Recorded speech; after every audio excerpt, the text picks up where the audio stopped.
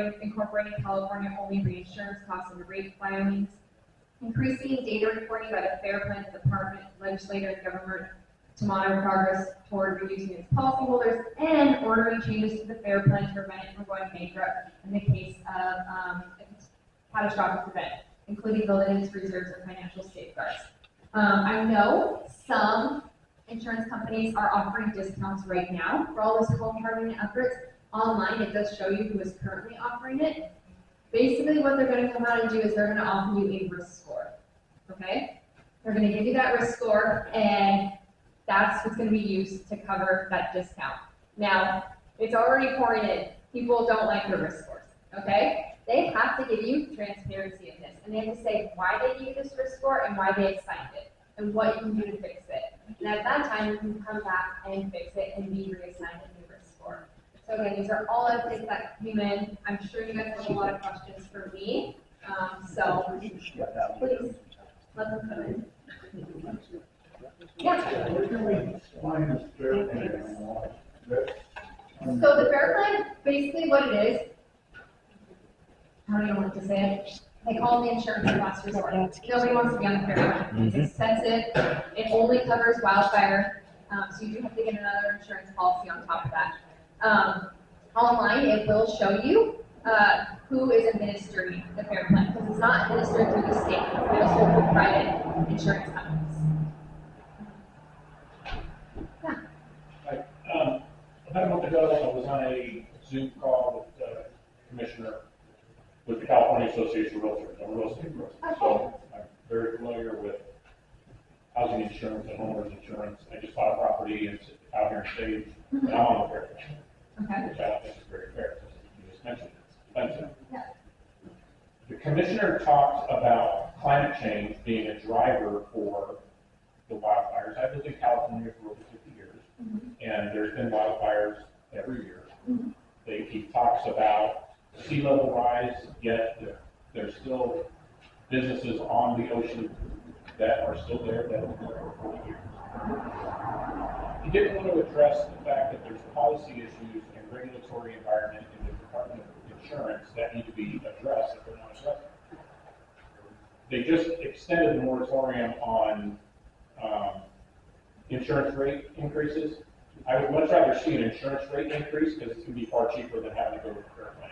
When is the commissioner going to address that and start looking at alternatives? I know he just came out with some new regulation to help get insurers back, but a lot of big insurance companies left California, and it's going to be years before they come back. So getting insurance companies to write policies in California is very difficult. That's exactly, and that's why we're trying, what came out on September 21st. We're trying to bring it back to California. I mean, that's a Band-Aid on a hole of the dam. I hear you. It's not going to last very long. So my question is, I'll bring it back, is what's the commissioner going to do to address that? Long term.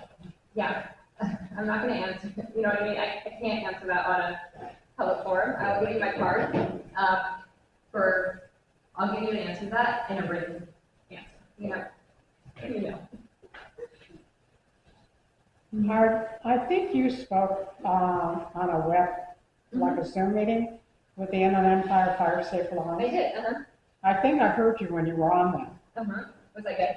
Yeah, no. It's a good venue for people to sit and communicate around this general area. Yeah. You know. This is my area. Again, we have an office in LA. I deal with all of Riverside County and Imperial County. I don't know how I got that.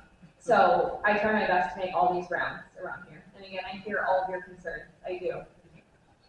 Well, it's a good resource for anybody who wants to listen, Yeah, and again, I have this whole presentation I usually do. You've seen it, you know what I mean? It goes into detail, like. No, but it gave me information. Yeah. I can share with the rest. Yeah, like how to do the homeowner thing, how to go. I go through what is they mean by the building being evaluated. Is it 30 feet from your property? So it's a little more detailed. I would love to give you guys that one too. We can do it with your fire rights as well. Yeah. Question for you. Do you guys have a rating system that when you go around a house, they got too much junk over here, nothing over there, so it's good. And do you rate like the footage away from the house that the stuff is cleared? And does that lower the insurance premium? Yeah, so that's more of like an insurance question. Okay. Yeah, from the insurance companies. I'm not the insurance companies, but yeah, they're looking at everything to see that you're cleaning that debris, that there is a big question too about like sheds and stuff. Well, is it on my property? Is it on a neighbor's property? And they'll address that as well. And if you look online on our Safer from Wildfires framework in more detail, it does address those issues. Cool. Thank you. So you were talking about your fire score. Now, is that Yeah. okay, so that's an individual thing that they come out and they give you a score based on what? Based on all your mitigation efforts, your home hardening efforts, surrounding your home, everything like that, your windows, your roof, making sure everything there is fire safe. Okay, so they give you a score of, Yes, and they have to explain to you why they gave you that score too. And I'm just saying, you know what, you have a 10, I don't know. I don't know if it's 1 out of 10, but exactly. okay, Like maybe you got a 5, but we don't know why. No, you are entitled to that. And again, we already have complaints coming in about people saying, I didn't know this, I only got this, and that's what, we have an ombudsman for the state of California. She deals with so many consumer complaints, and those are already rolling in, and we're assisting people with that. We have what's called a request for assistance online. You can actually go in, you're assigned a caseworker. Again, it does take time for the government. I'm not going to say it's going to be solved within a day. If you do call us on the phone, I promise somebody will answer. And I've had people at the meeting say somebody helped me within 24 hours. If you don't understand your policies or anything like that, let's say you're overinsured, you're underinsured, they will review it with you, actually. A lot of people don't know that. So circling back. circling back to, they're gonna Yes, tell you request you for got assistance. Okay. 10, yeah, you got 10 out of 100. Yeah, so it is a request for assistance, and they will review it, you're assigned a case number and everything, and they will assist you with that, and it claims person will help you. In the dealings with the, between the insurance commissioner and the current insurance companies that just left, right? They were arguing back and forth as to, on this risk assessment, they don't want to give me that. All right, it is, the insurance companies don't, because they're now using a model that they don't want other, that are proprietary. And, for like the specific wildfire areas. Yeah. And that sort of thing. And, the reality is that we're living out here, when they deny insurance, the only choice we have is to go to the fair plan, right? And we don't have any recourse to find out what those risk assessments are. Yeah. Right? And, according to Prop 103, they're supposed to give that to us. Is the insurance commissioner enforcing that? No, it's interesting, I haven't heard of it, I'll give you my number too, so you can go ahead and see, and I'll get that answer for you. Yeah, I'll get that review. Question. There are plenty of neighbors Mm-hmm. who have inability to do their own home hardening, right? Yes. Whether it's especially weed abatement. Yes. Besides local fire state council, are there any other county, state areas that can assist with that? I just did a town hall on this on Wednesday. I worked with Senator Roth. We had an emergency preparedness town hall on this, and more people showed up here than that town hall. And it's so important because everybody needs to be emergency prepared. And we promoted it, everything. It was down in New Valley, and I couldn't find people showed up. And the senator was there with me the whole time. And at the end of the day, CalPART is offering grants sometimes if you look into it. For doing mitigation efforts, anything like that. At the end of the day, it's a community effort. The senator was even saying, get to know your neighbors, help out. Like, it's, you know what I mean? Like, because yeah, it is just, again, your home could be perfect, and your person next door could be a burn site. You know what I mean? You're like, well, that's great. So again, it really is a community effort with these Firewise programs. Well, and I'll add on to that if you don't mind. When we purchased our property, eventually county came in, they purchased some of it for habitat and species preservation. So we're buttressed right up against that acreage, which of course is designed to stay wild. So we have to keep our clearance up until that lane, which is great. I love the rabbits. I'm happy they're all there. I'm glad they all don't live right next to me because I have that, right? But what is that risk in the formula? Because there's no way that can be hardened. And so I can do everything right. I can have it cleared. Yeah. box the eaves, do all the bit, that's not gonna do any good if that floor is lower. Yeah, it's not, they're not. So I'm just wondering if there's any consideration in keeping some of these wildland areas wild, Yeah, and how that also mitigates with homeowners. yeah, I believe there is, but again, it really is an effort of everybody too, like how far are looking at it, you know what I mean? Clearing all that area and stuff, you know, because unfortunately, if it were to burn, yeah, there goes. There goes the rest. Yeah, exactly, my money, you know, so. Kangaroo rats. Oh, Kangaroo rats, they would be- I've spent a little time lately trying to organize fire state council and finding resources for ground clearance and brush weed abatement.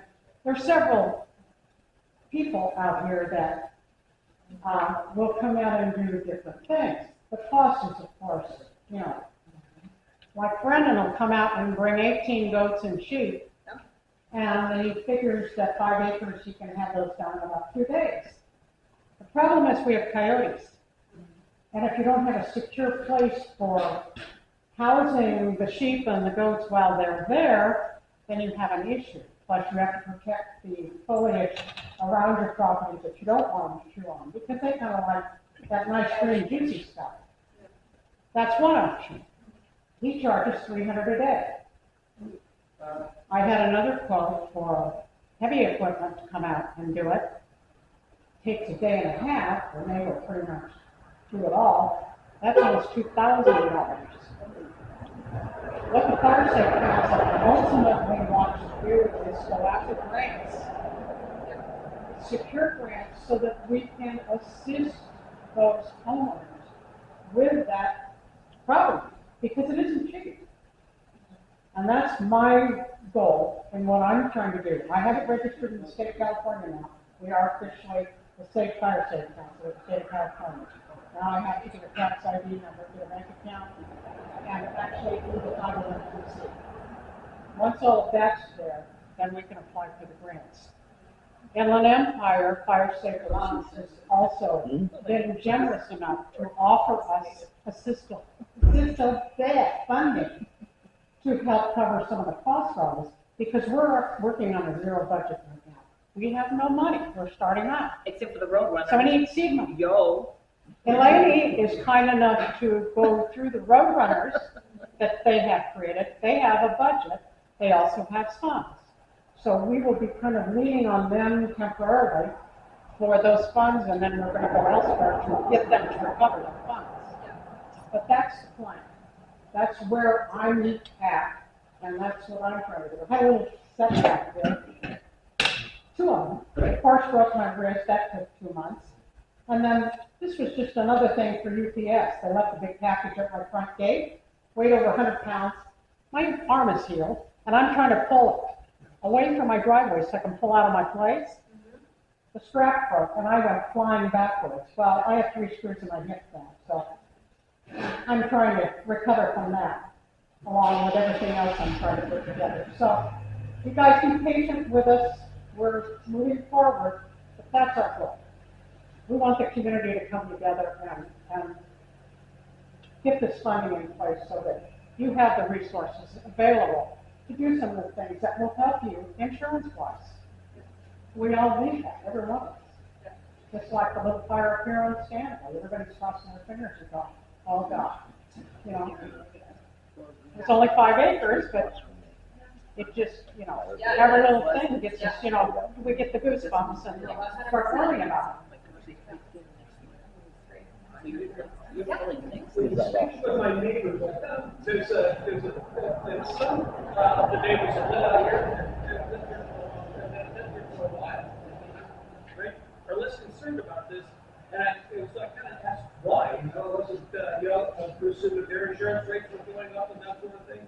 It seems that one of the loopholes is for somebody that's lived here for a while, when you arrange your mortgage, you can pay your insurance through your mortgage, right?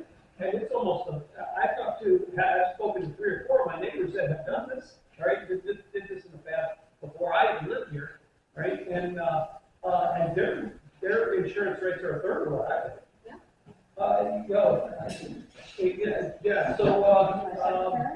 So how are they gonna raise their rates? Yeah, I'm not sure about, I haven't heard that before, so